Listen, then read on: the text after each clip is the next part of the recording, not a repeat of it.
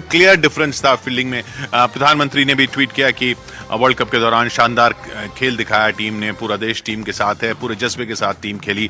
और ज़्यादातर फैंस का यही मानना है कि अब ये 10 मैच जो जीते थे वो भी तो याद रखने चाहिए, लेकिन हकीकत ये भी है कि फाइनल नहीं जीत पाए। हाँ, सही बात है। आई थिंक पॉजिटिव बात ये है, भारत जैसे खेले थे, प्रोबेबली सबसे बेस्ट बॉलिंग अटैक थी ये टूर्नामेंट के लिए। विराट कोहली बैटिंग बड़ी शानदार से की। I think top order opening batting Rohit Sharma.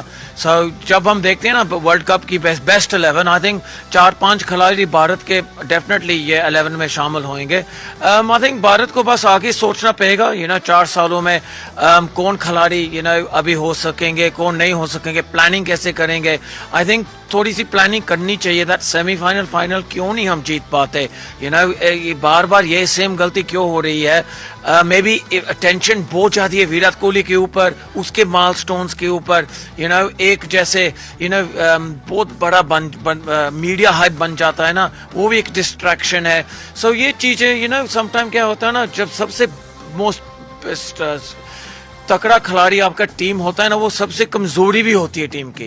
Because Australia का कोई इतना प्रेशर नहीं था, सब प्रेशर इंडिया के ऊपर था, मीडिया था, जैसे वो खेल रहे थे। एंड पैट कमिंस को मालूम था अभी हमारी टीम अच्छी पीक में आ रहे हैं, जो हम 1-2 विकेट निकाल देंगे, मे बी हम हम भी वर्ल्ड कप जीत सके। ऐसे ही हुआ। सो आई थिंक वो मीडिया हाइप होती है, प्लेयरों के ऊपर इतना माइलस्टोन्स की जब आप ज्यादा ध्यान देते हो ना, वो फिर जो गेम को कैसे जीतना, सेमीफाइनल जैसे फाइनल में आना, वो फिर ध्यान थोड़ा कम हो जाता है। जी हाँ, इसमें दाद तो देनी पड़ेगी ऑस्ट्रेलिया की। इस सब के बावजूद ऑस्ट्रेलिया यहां से वर्ल्ड कप लेके जा रहा है। ऑस्ट्रेलियन टीम यहां से फिर वर्ल्ड कप लेके जा रही है, 6ठी बार वर्ल्ड चैंपियन बन रहे हैं वो।